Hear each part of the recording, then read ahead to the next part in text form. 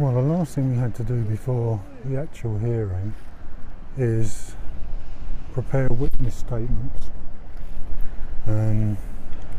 So that was the school's witnesses and me and Lund Ashby had to produce statements which were exchanged. I can't remember if it was a week or maybe two before the actual hearing, so that your opposition can see what you're going to be saying, basically.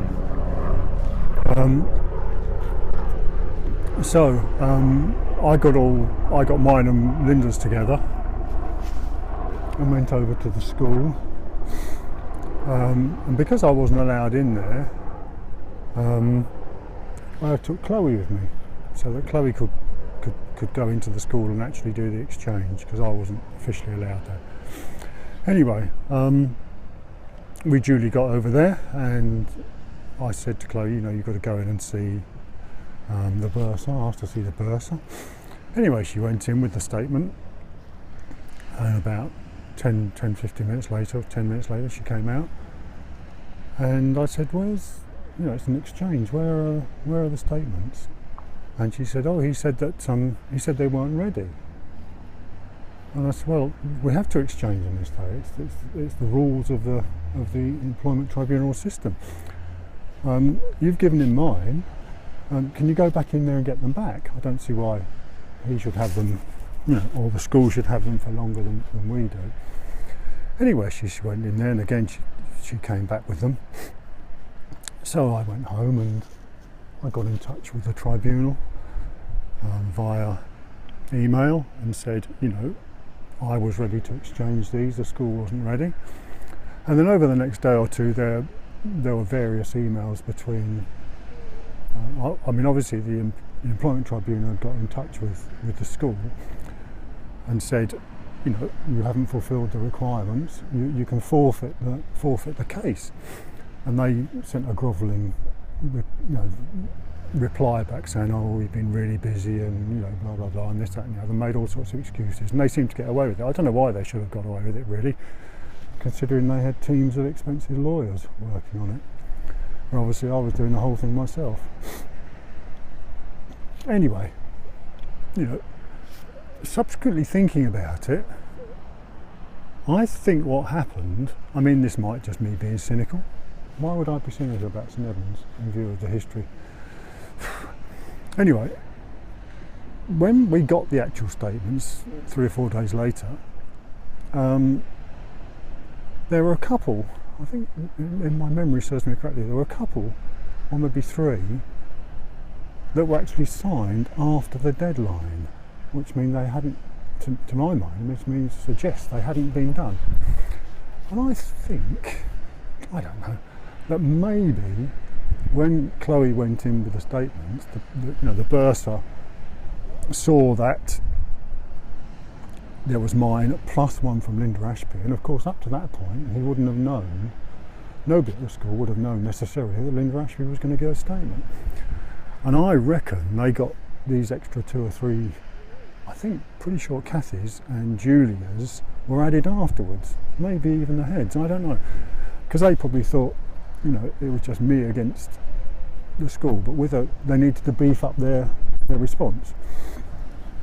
Anyway, that's my somewhat jaded, not based on any evidence apart from the dates, and they were very, very short, very perfunctory statements from Kathy and Julia in particular. Anyway, so I got a chance to see what the school's case was, apart from what had already been said in the ET document. And Kathy's was pretty thin. She said things like, I'd been known to be very angry about stuff. And she said something about my attitude, or my negative attitude was having an effect on the pupils and on other members of the department, and that my attitude was shown in the annual appraisals, many of which I refused to sign, which was a bit of a joke, because annual appraisals I mean, by that score, she should have had about 13 or 14 of them from me. We did appraisals very, very rarely. And my appraisals were always good. I mean, I do remember the one I refused to sign. I said, because it was something to do with, she said I should be responsible for the IT, for the technology technician. And I said, well, you're head of department. I said, you can control him just as easy as I can. It's your job if he's going to be disciplined or something, not my job. Anyway, and I said I'm not going to sign it until he changed it. And she never bothered to change it. So that's probably what she was referring to. And she also said something about me leaving early. I think she was referring to the time, which I've alluded to with Paul in Paul's classroom, clearing off without permission, which I think she suggested it was probably leaving a class, even though she must have known I wasn't actually teaching at that time. I wasn't teaching until the afternoon. Anyway, that was hers. Julia Mitchard, she said something about, she'd been a big noise at Canary Wharf or something like that as an introduction, and then she said something about I wasn't following protocols and I didn't understand about the importance of shared libraries and stuff. Well, what the hell's a shared library? What do I need to know about it for? I'm just using computers. And she also mentioned some bizarre incident about me. She was over there mending the computers or something, and I was shouting at some junior school kid, and she said that she felt the child was in danger and she needed to stay in the classroom because I was out of control and this sort of stuff. I can remember the incident. I'll talk a little bit more about it later when I question her at the hearing. A load of cobblers, of course. Pupil shouts at teacher shouts at pupil. Not really newsworthy, is it? Jeremy Gladwin's Golden Bennett, I don't know what planet this bloke was from. He said I had a long history of disruptive behaviour, a long history of poor conduct, and what else did he say? He said nobody could get on with me. I was really difficult to get on with and everybody was complaining about me. And I was aggressive. Yeah, that's right. He said I was aggressive with pupils and staff, which is cool. Complete tosh, of course. And again, later in a later video, I'll talk about what we had when I got to question him about this. And then there was Janet Manders, which was a lengthy and wordy document, as you would imagine from Janet. Most of it was blather about stuff she was going. In fact, she did talk quite a lot about the IT and her experience with me in meetings with the IT and things like that, and getting this guy Nicholson in. And if you read that, what she said in conjunction with the IT report she produced 3 or 4 months before, it really is quite laughable. She was suggesting that I was the only one that was having problems. She did concede that sometimes there were problems, but it was my fault because I wasn't doing things properly, and I was deliberately sabotaging things, and I was shouting and throwing my weight about and intimidating people and stuff like that. So there was that. And the other thing she came up with, which was complete news to me, she said that she'd spoken to Paul Godin, and Paul Godin had said if I was allowed back into school he would leave, which of course is a complete joke, because the reason he wasn't prepared to support me and give me a statement was that he didn't want to lose his job, because he said I'm not a qualified teacher, I will never get another job if I leave. So where she got that from, I do not know. She said she had a meeting with him and he said that, and she also said that Kathy Thrush said that as well, that if I came back, she would leave. She couldn't work with me.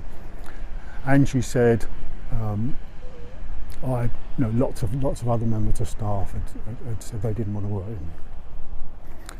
Anyway, so those are the witness statements from the school, and I'll talk about the cross-examination of those witnesses in the fullness of time. And then there was the statement from Linda Ashby, which of course I'd seen a couple of drafts of before,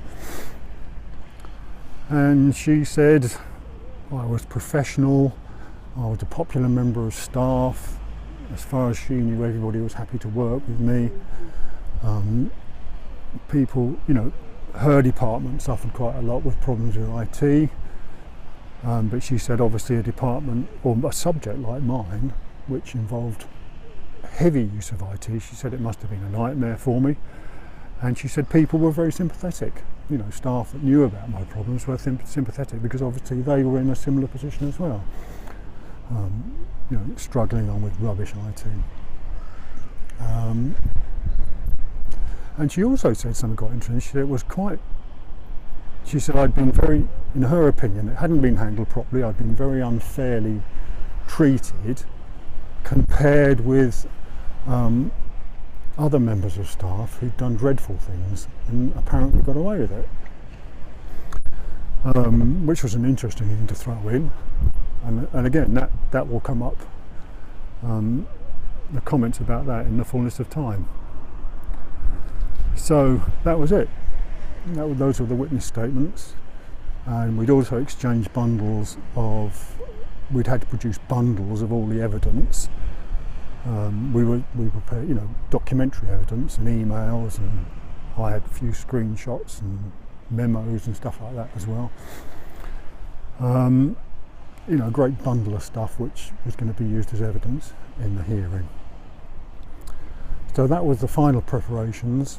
So it was next stop, Ashford Employment Tribunal.